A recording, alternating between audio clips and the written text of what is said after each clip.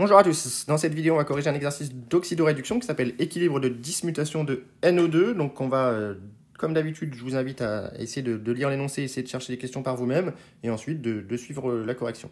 Donc l'idée ici est de comprendre pourquoi le NO2 gazeux peut se dismuter, tout simplement. Et donc on me donne les deux couples pour lesquels il appartient. Il est le réducteur du couple NO3- NO2 et il est l'oxydant du couple NO2-NO2-.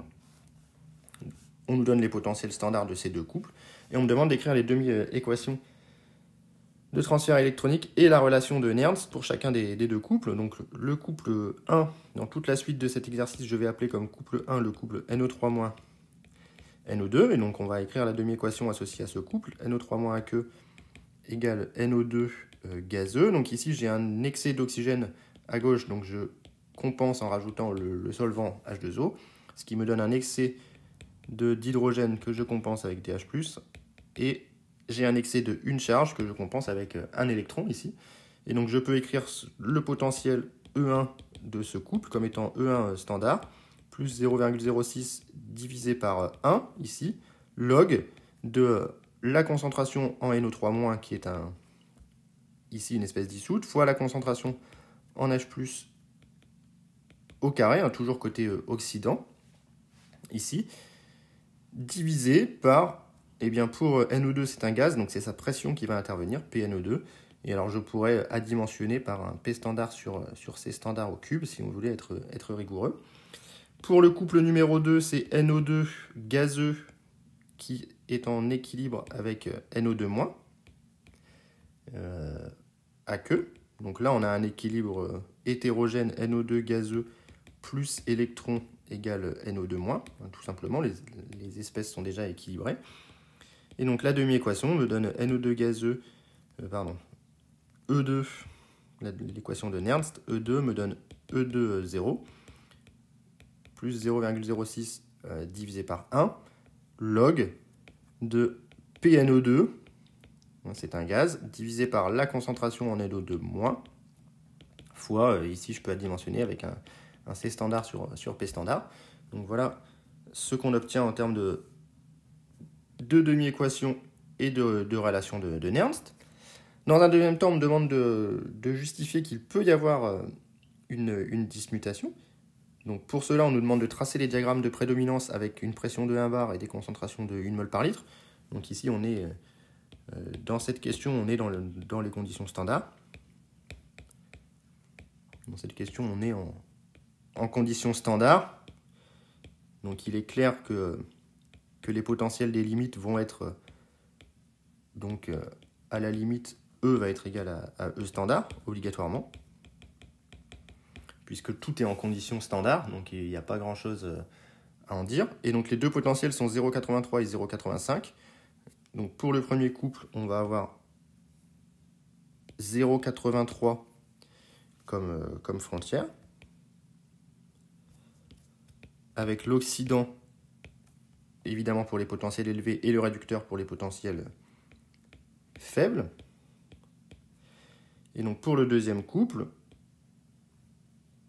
la frontière va de nouveau être le potentiel standard. Ça c'est, encore une fois j'insiste, mais c'est parce que tous mes éléments sont en conditions standard.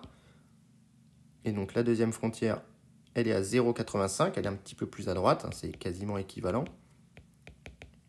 Et donc même chose, je mets l'oxydant qui est NO2 et le réducteur qui est NO2-. Donc voilà mes différentes espèces dans leur diagramme de prédominance. Et on me demande de justifier qu'il peut se dismuter. Et bien ici, si vous regardez, on a cette partie des domaines de prédominance de NO2 qui sont disjoints. Donc les domaines sont disjoints. Donc les espèces sont dites incompatibles. Et donc on a ce qu'on appelle la dismutation de NO2. C'est-à-dire que NO2 réagit avec lui-même à la fois en tant qu'oxydant et en tant que réducteur pour donner NO3- ici et NO2-. Donc on me demande d'équilibrer l'équation de bilan de cette réaction de dismutation. Et bien pour cela on ajoute nos deux demi-équations. Donc on a 2NO2 plus H2O 2NO2 gazeux plus H2O liquide. Ça, c'est quand je somme mes deux côtés. Ici, NO2 plus H2O donne NO2- plus NO3- plus 2H+. Donc, donne NO2- aqueux plus NO3- aqueux plus 2H+ aqueux. Donc, voilà pour la réaction de dismutation. On me demande de calculer sa constante d'équilibre en fonction de la pression PNO2 et de calculer la valeur de cette constante. Donc ça, on va utiliser encore une fois, je vais faire les deux questions en un, on utilise l'unicité du potentiel. Maintenant, on l'a déjà fait plusieurs fois. À l'équilibre, vous avez des vidéos qui expliquent un petit peu comment faire. Donc on a E1 égale E2 à l'équilibre.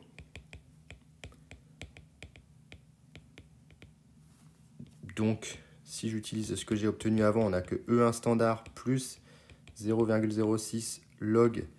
Donc pour la première, on avait NO3- H plus carré sur PNO2.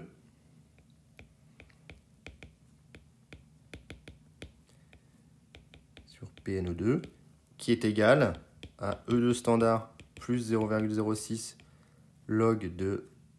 Alors, il ne faut pas se tromper, côté oxydant, c'était NO2, donc PNO2, sur NO2-. J'ai enlevé ici les pressions standards pour aller un petit peu plus vite.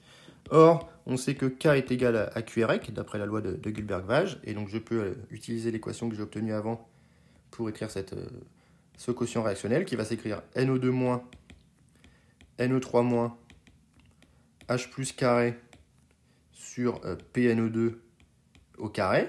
Ça, c'est le quotient réactionnel que j'ai déduit de l'équation bilan. Et donc, l'idée, c'est d'utiliser E1 égale E2 pour faire apparaître ce quotient, ici. Et donc, moi, j'ai besoin d'avoir les espèces au numérateur. Donc, je vais écrire que E2 standard moins E1 standard égale 0,06 log.